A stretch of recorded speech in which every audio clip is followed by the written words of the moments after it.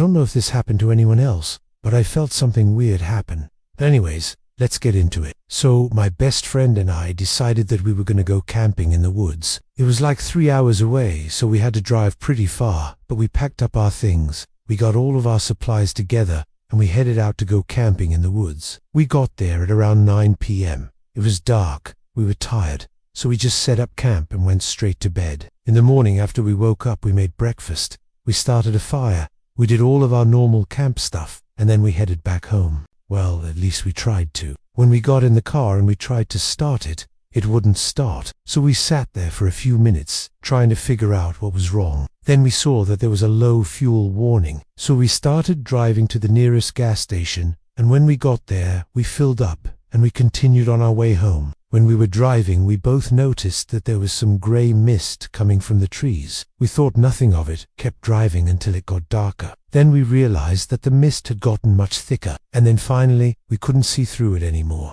So we pulled over on the side of the road, and we decided to wait until the mist cleared up. And as we waited there, we started to notice these weird scratch marks on the trees, and they were all facing the direction that the mist was coming from. They weren't there before because I would have noticed. Then finally the mist cleared up and we were able to drive off and we headed home.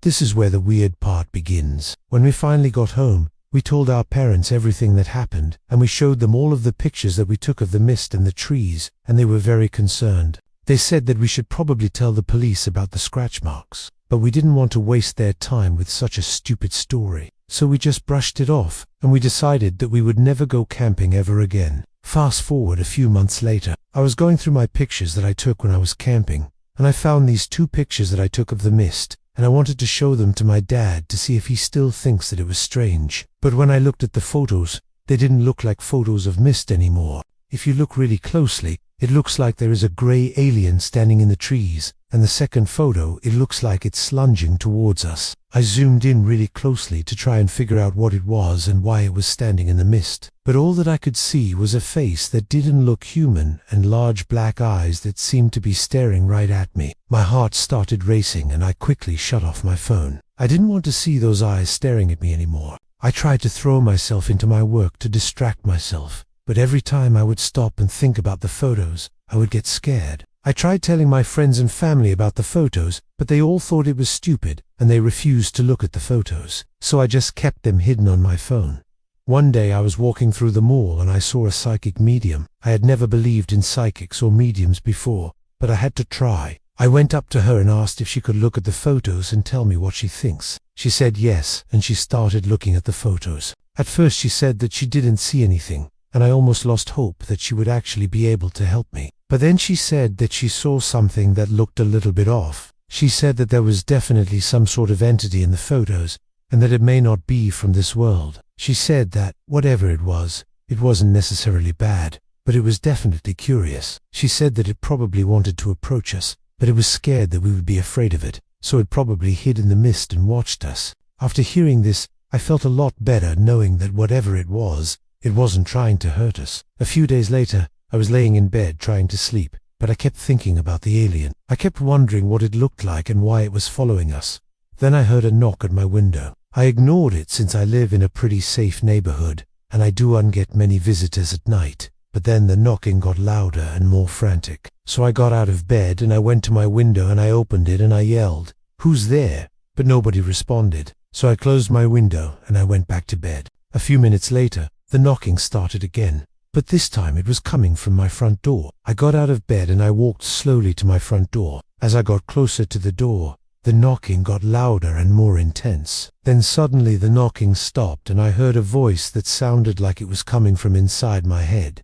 The voice said, "Let me in." I screamed and I fell to the floor. I stayed there for a few seconds, frozen in fear, until I finally found my voice and I yelled, "Get away from my house." Then I ran to my mom's room and I hid under her bed. I stayed there for a few minutes until I calmed down. Then I went back to my room and I tried to go back to sleep, but I couldn't. In the morning after, I told my mom everything that happened. She called the police and they came to my house to investigate, but they didn't find anything. They said that it was probably just a crazy person who was trying to scare me, but I knew that it wasn't.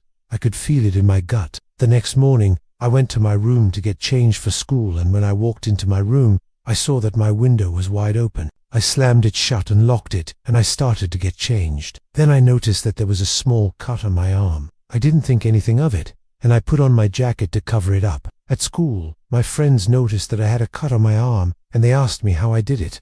I lied and said that I did it myself. I didn't want them to freak out and start asking me questions that I didn't want to answer. At lunch, I was sitting with my friends, and we were eating when suddenly my friend pointed to my arm and said, "Wait a minute, you have another cut on your arm." I looked down, and sure enough, there was another cut on my arm. I was terrified. How did I do this? I didn't do it on purpose. I must have done it in my sleep, I thought to myself. Then the strangest thing happened. My wound started glowing a faint green color, and it grew larger and larger until finally it turned into a large green symbol. I screamed and everyone stared at me. Then the bell rang and I quickly ran to the bathroom to try and hide the symbol. I washed my arms with cold water in an attempt to wash the symbol away, but it wouldn't come off. I looked at myself in the mirror and I saw that the symbol was now glowing a bright green color, and it seemed to be pulsing with my heartbeat. I panicked and I tried to scrub the symbol away with the sink water, but it wouldn't come off. Suddenly, the bathroom door swung open and my mom stood there with a worried expression on her face. She asked me what happened and I lied and said that I didn't know. I didn't want her to know that I had a mysterious symbol on my arm. She touched my shoulder, and as soon as she did, the symbol started to glow even brighter. She gasped and asked me what was happening. That's when I finally broke down and I told her everything that happened with the alien. She looked at the symbol on my arm, and then she looked at me and she said, "Whatever that thing is, it wants to communicate with you." She said that it probably left a mark on me so that I can call it and speak with it. I didn't know how to feel about this. I was scared, but I was also curious. I wanted to know what it wanted to talk to me about. That night I laid in bed trying to figure out what I should say to the alien. I didn't want it to think that I was stupid, so I practiced different scenarios in my head.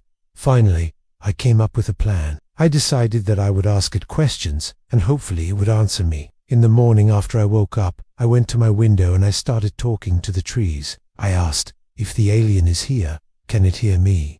Can it understand what I'm saying?" I waited for a response, but I didn't get one. I sighed and I was about to give up, when suddenly I heard a voice in my head. It said, "Yes, I can hear you, and I can understand what you're saying." I jumped and I turned around to see who was there, but nobody was in my room.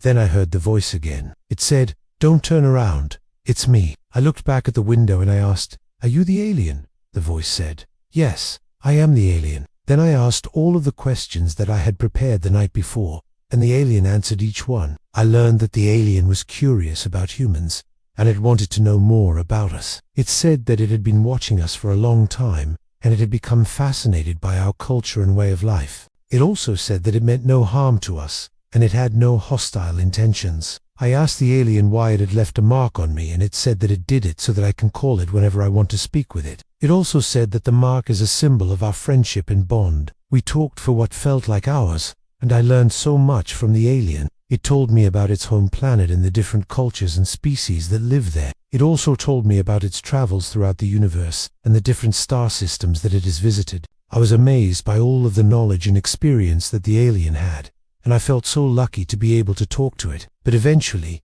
the alien had to leave. It said that it had traveled far and it had to continue its journey. Before it left, it promised to return and visit me again someday. And true to its word, the alien kept in touch with me through the symbol on my arm. We would talk for hours, and I would learn more about the universe and the different species that inhabit it. I was so grateful for the friendship that I had found in the most unexpected of places. And although our meetings were infrequent, I knew that I would see my friend again someday.